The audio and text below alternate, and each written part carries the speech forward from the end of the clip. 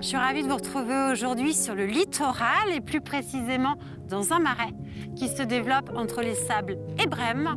Bienvenue à l'île de l'One.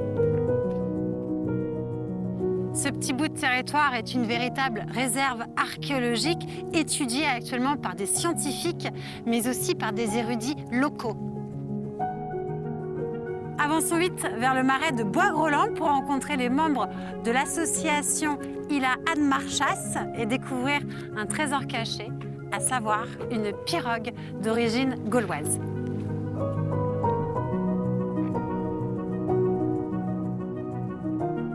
Patrick, merci de nous accueillir ici, à l'île de l'One, dans ce marais, un marais magnifique, oui. Ancestral. Oui. Patrick, tu es le président de l'association. Alors tu me dis, je peux peut-être me tromper dans la prononciation. Tu ne seras pas la première. Îla Admarchas. C'est ça. J'ai Bravo. réussi. Très bien. Alors qu'est-ce que cette association, Patrick? Alors l'association Îla Admarchas, dont les buts associatifs sont la mise en valeur du patrimoine salicole, viticole de l'île de l'One et aussi l'archéologie. Vaste champ d'action. Oui, tout à fait. Pourquoi ce nom? Alors Îla Admarchas, pourquoi? Parce que c'est le premier nom qui a été donné à l'île de l'One, qu'on a retrouvé dans des actes du XIe siècle. Donc Îla Admarchas, maintenant la question, je suppose, c'est que veut dire Îla Admarchas? Exactement. Eh ben, on n'en sait rien. On en sait, Îla, bon, c'est l'île, certainement. Ad, ça vient de île, vers.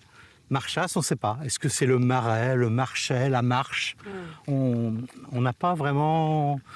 On ne connaît même pas l'origine de la langue. C'était la langue de l'époque. Le mystère demeure. Tout à fait, complètement.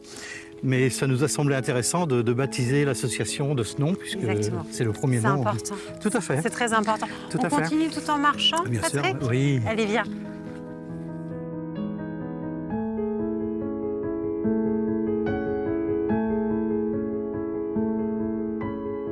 Patrick, on s'est donné rendez-vous aujourd'hui ici, dans ce marais de l'île de l'One, plus précisément le marais de Bois-Groland. C'est ça. Pourquoi?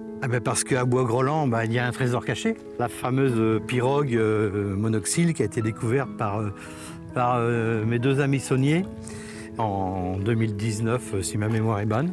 Et 2 semaines après la création de l'association, alors vraiment le hasard fait bien les choses. Attends, que je reprenne les choses. C'est-à-dire que vous créez l'association en 2019. Le 14 mars, officiellement, le 14 mars 2019. Et vous découvrez cette pirogue. Ah oui. Quelle belle énergie, quelle belle Et impulsion. dans le marais d'un des membres fondateurs de l'association. Mais vraiment, c'est le hasard. Hein. Je jure que c'est le hasard. Et... Patrick, tu nous conduis vers les inventaires? Ah bien sûr. Nous y allons.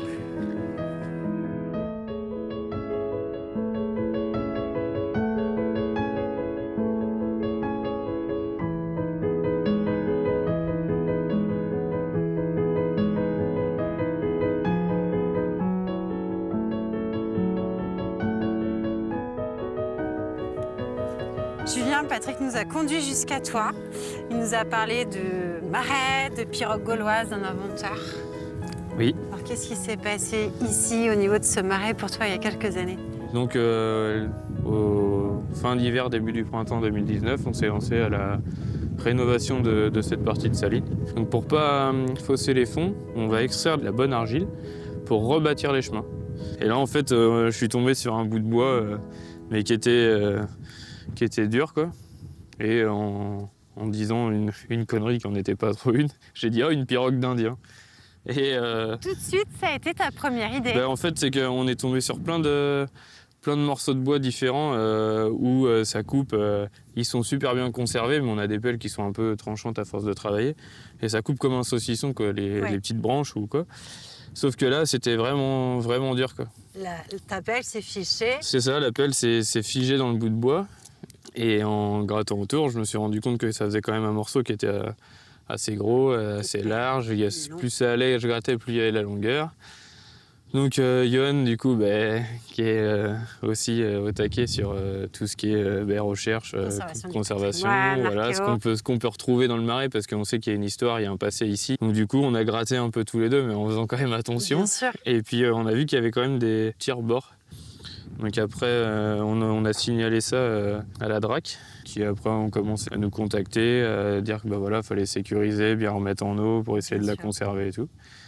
Donc ensuite, ils sont venus, du coup, gratter minutieusement le... Et aussitôt, le diagnostic est tombé, c'est une pirogue. Bah, il y avait Yann Viau qui est un spécialiste dans tout ce qui est moyen de navigation ancien. Donc il y a 2 façons un peu de faire ces pirogues qu'ils appellent monoxyles. Donc ça veut dire que c'est dans un seul tronc d'arbre, quoi.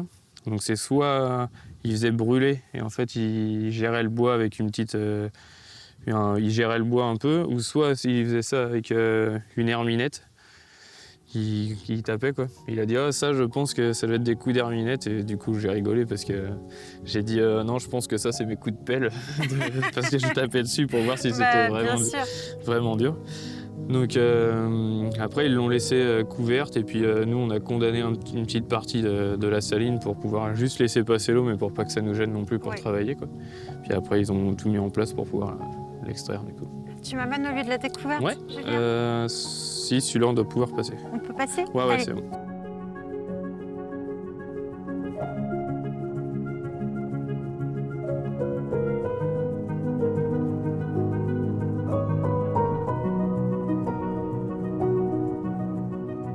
Julien, comment ça se passe, cette extraction? Parce que j'imagine que c'est une opération sensible, on est en plein cœur de marais, on ne peut pas amener n'importe quel engin.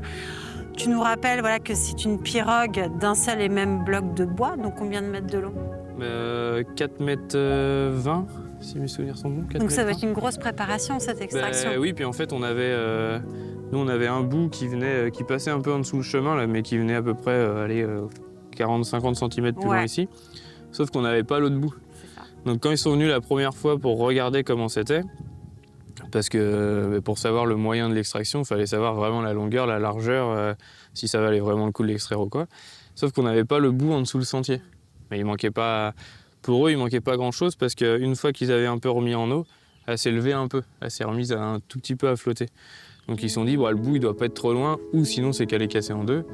Mais donc en fait ils sont venus une journée avant que la pelleteuse vienne. Ils ont fait tout un coffre, entre guillemets, avec serre-joint, tout ça, des mousses. Il fallait surtout que... L'arroser en permanence aussi. Elle était toujours arrosée. Ils avaient des gros blocs de mousse qu'ils ont posés dessus, et qu'elle ne voyait pas trop la lumière, quoi. Donc après, ils ont réussi à la sangler, la prendre tout doucement et la mettre sur un camion plateau. Et t'as pas un petit pincement au cœur, toi, à ce moment-là, quand tu la vois partir? Non, mais c'est que c'était cool pour nous parce que ça reparlait encore une fois de plus des marais salants de l'île d'Olonne et puis qu'il y a vraiment une histoire ici. Ouais. Donc non, ce qui est bien, c'est que le fait que ça a intéressé et que c'est quand même un beau morceau de bois qui a une histoire. Par la suite, ça va sûrement nous donner plein de dates et d'histoires encore. Complètement. Sûrement sur l'envasement de la lagune, les choses comme ça, parce qu'ils ont fait toute une sédimentation. Donc, les us et coutumes de l'époque aussi, comment on se baladait ici, comment on travaillait. Parce qu'en fait, cette pirogue, est-ce que ici c'était un îlot au milieu de la lagune et il venait ici? Est-ce que la terre était vraiment déjà arrivée jusque-là et la lagune partait de là? On n'en sait rien. En fait, il y a plein de choses. Donc, par rapport à l'envasement et la sédimentation, en fait, ils vont avoir tous les calculs de ça, quoi. Forcément, vous apportez des réponses. La date de la création, entre guillemets, de ce marais salon-là. Ouais. Julien, est-ce que tu acceptes maintenant de nous conduire jusqu'à ton complice Johan pour qu'on puisse avoir son témoignage également? Il n'y a pas de problème. Il va vous en parler aussi. On repart par ici? Ouais.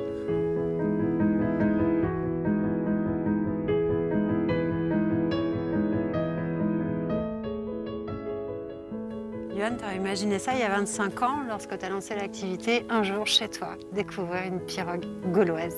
Une pirogue, non, je pense pas, c'était impossible. En tant qu'amoureux d'histoire, du patrimoine, t'espérais un jour mettre le doigt sur quelque chose? J'étais déjà tellement concentré et content de restaurer un vieux patrimoine en ayant retrouvé d'une manière un peu archéologique l'ancien marais salant qui était sous la vase, abandonné depuis 1965. Eh bien, j'étais déjà très heureux de rebâtir tout cela. Mais j'étais très loin de penser trouver des objets archéologiques d'une époque plus ancienne que les marais salants, encore en dessous la Céline. Et toi, aujourd'hui, transmettre cette découverte aux gens qui viennent se balader dans le marais, qui viennent chez vous acheter du sel, c'est génial. C'est absolument... Les gens sont très intéressés parce qu'ils ont entendu parler beaucoup dans la presse et à la télévision. Et en plus, comme le projet actuellement n'est pas encore terminé, puisque la pirogue est partie, elle est en restauration à Grenoble et elle va bientôt arriver à l'Historial de la Vendée. Évidemment, tout le monde nous demande où on peut la voir, quelle est l'histoire. Est-ce que tu as pu aller la voir, cette pirogue, à Grenoble? On est allé avec Quentin, qui n'est pas là aujourd'hui, l'année dernière, à Grenoble, à ce qu'on appelle c'est l'Arc Nucléart. C'est un site où on rénove les bois antiques. Alors il y a l'Arc Antique à la Loire-Atlantique, mais on n'a pas pu envoyer la pirogue à restaurer là-bas parce qu'ils n'ont pas les objets de restauration, enfin le matériel de restauration assez grand pour pouvoir recueillir la pirogue qui fait 5,20 m. C'est ça, c'est ce que nous a dit Julien. Donc elle a été envoyée à l'Arc Nucléart à Grenoble et on est allé la voir et on a été accueillis l'année dernière avec Quentin de manière absolument... c'était parfait, ils ont été gentils comme tout. Ils nous ont expliqué tout le fonctionnement pour restaurer les bois antiques et les restaurations qu'ils font sur tout ce qu'on leur envoie. Johan, on va se donner rendez-vous d'ici quelques mois. On essaye de se retrouver à l'Historial le jour où la pirogue arrivera. Ah oui, il y aura une belle journée. Ce sera une belle journée, ce sera le moment d'en parler. Ce sera la conclusion de la découverte de la plus vieille embarcation jamais trouvée en Vendée. Exactement. Ouais. Et ça, c'est une fierté à l'île de Lonne. Bravo en tout cas, Johan, à toi, à toute ton équipe, à l'association également. Puis on se dit à bientôt. À très bientôt, oui. Au revoir. Merci, salut.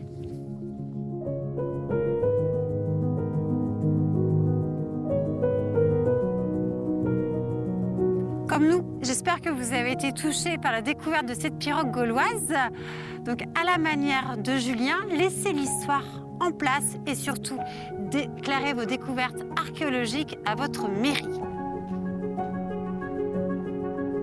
Vous l'aurez compris, cette pirogue rentrera bientôt en Vendée et sera exposée dans les collections de l'Historial. Alors, si ce sujet vous intéresse, n'hésitez pas à aller découvrir ce musée situé au Luc-sur-Boulogne et qui conserve bon nombre de collections archéologiques.